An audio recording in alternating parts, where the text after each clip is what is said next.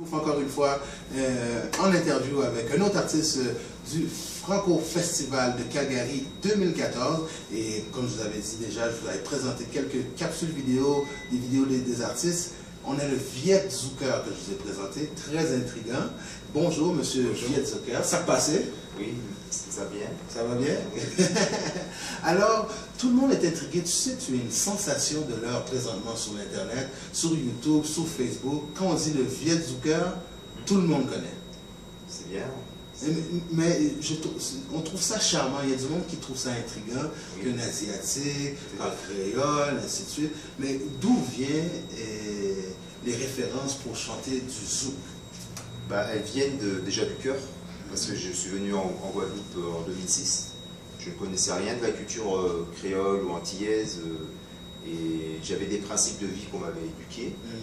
Et donc, d'une part, m'intégrer au pays où je vais, et aussi dans les difficultés du fait d'être étranger sur une île. On ne dit pas qu'ils n'acceptent pas les gens, mais qui ont une fermeture d'esprit un peu. Donc tout ça, c'est un travail déjà d'envie et motivé d'intégration. L'intégration, tout à fait. Donc j'ai commencé par apprendre le créole, à m'intégrer.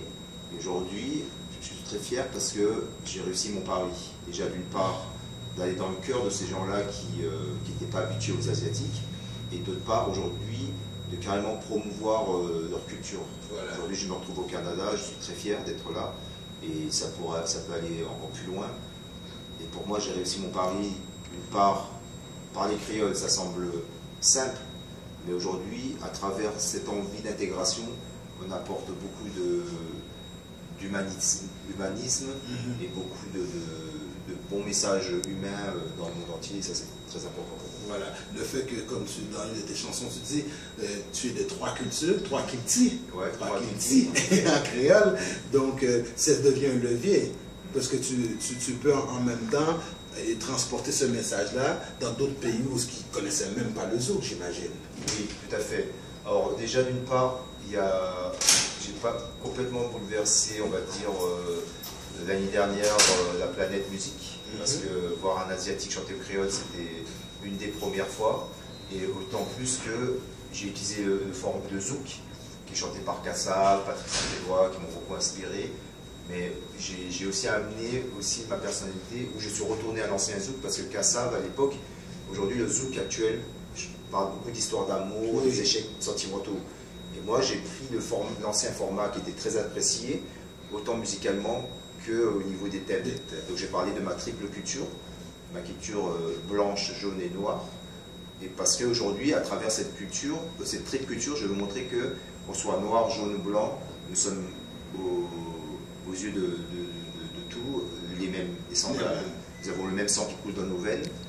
Donc ça a été beaucoup apprécié. Aujourd'hui, les gens, j'ai eu des belles paroles, des beaux messages sur ma musique, parce qu'aujourd'hui, ça apporte un très bon côté humaniste dans le monde où on peut dire un peu raciste, un peu de la guerre, de tout ça. Voilà, aujourd'hui, ma musique est très appréciée et j'en suis très content. Tu sais, tu parles de différentes fusions, même pour moi ici au Canada, à Montréal, lorsqu'on me demande d'où est-ce que je viens. Mais je suis là à Montréal, alors je suis Montréalais ou Canadien d'héritage haïtien. Et mon nom, Luigi Labarrière, ça fait plein d'intrigues. Mais lorsque j'ai été en Haïti, c'est là que j'ai découvert que je suis vraiment un Canadien d'héritage haïtien qui danse le zouk aussi. Oui. Et on m'a même éduqué, et je te partage aussi, qu'il y a une histoire d'Asiatique en Haïti depuis plus de 100 ans. Alors la fusion se fait partout, comme tu dis, et je suis bien content que tu puisses l'amener ailleurs. Parce que en Haïti, c'est plus une intrigue, les Asiatiques, ils ont une histoire aussi, et j'espère bien qu'un jour pouvoir t'amener en Haïti. Tout à fait. J'ai beaucoup de demandes, parce que aujourd'hui, si je suis là au Canada, c'est grâce aussi à Génine Maillard, qui est d'origine haïtienne. Oui. Et aujourd'hui, les Haïtiens... Un ami à moi, on a travaillé ensemble. Ouais. Et les Haïtiens ont une façon de faire que j'aime beaucoup, parce qu'il y a l'entraide. Je ne dirais pas qu'en Guadeloupe, c'est vrai que c'est côté dommage, où on ne s'entraide pas assez. Mais les Haïtiens, ils sont très nombreux dans le côté musical. Oui. Tous ceux qui sont connus, Dr. Dre, ou avec Cliff Jean sont des gens d'origine haïtienne. Et ça, j'aime beaucoup parce que ça rejoint ce que moi j'ai envie de faire. C'est-à-dire que aujourd'hui, si moi je peux réussir et aider d'autres personnes, je le ferai. Et notamment aujourd'hui, derrière moi, j'ai ouvert la porte et il commence à y avoir des Asiatiques qui se mettent au zouk créole. Voilà. Donc c'est ça qui est formidable. C'est comme le reggae. Je donne un exemple d'un artiste, Matou Sayou, qui est un juif orthodoxe, qui fait du reggae. Alors c'est les barrières, les stéréotypes, les préjugés, on met tout ça... la musique est internationale. Aujourd'hui, nous avons, je dis la musique est internationale, nous avons Orchestra de la Luz, qui sont des Japonais qui font de la salsa, qui sont mondialement connus. Donc aujourd'hui, avoir un Asiatique qui chante du zouk créole, du compas en créole, ça peut être que ça va être monnaie courante. Voilà, tout à fait. Et c'est donc multiculturalisme. Et aujourd'hui, on a l'Asie qui peut apprécier ces morceaux-là. Voilà, et moi, c'est de là où je veux aller, amener mon amour de la créolité dans le monde entier. Si je peux le faire, je le ferai. Merci beaucoup. Alors, on va voir du zouk en créole d'un Vietnamien. Et aussi au After Party, on va voir J-Ron, qui est un autre artiste de zouk de Montréal, qui va être à la préfète que j'organise samedi soir. Alors, j'espère te voir à la préfête, si tu n'es pas trop fatigué de zouker sur la plateforme. Non. Alors, c'est ça. Mais merci. Je fais du compas aussi. Hein. Ah mon deuxième morceau est un compas. Vous pourrez apprécier mon premier zouk 3 Kitty et mon deuxième morceau qui est un compas qui s'appelle Messi. Aïe, aïe, aïe. Voilà. Alors, on s'arrange pour que tu viennes à l'after party aussi.